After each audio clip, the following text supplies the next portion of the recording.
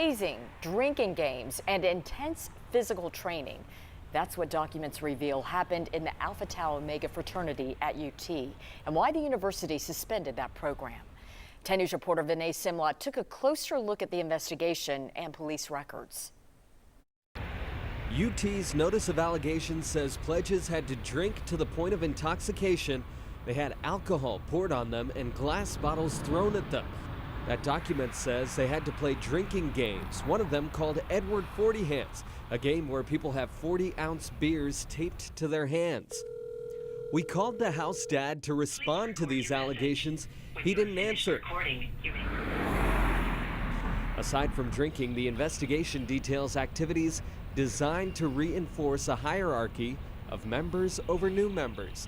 The documents say new members had to do activities like running errands, carrying blueberries in their pockets, and intense physical training that you might do in the military. One activity called bows and toes, where new members had to hold themselves up on their elbows and toes.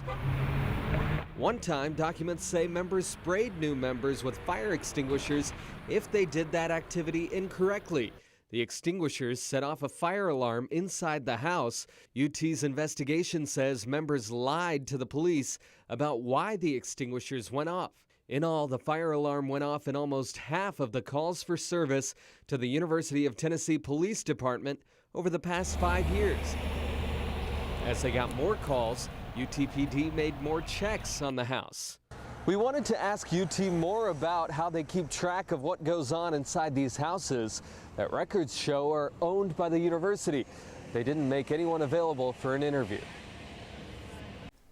But UT did just send us a statement, and it says, in part, organizations are required to follow the university's anti-hazing and harassment policies, and it's incumbent on UT to uphold those standards.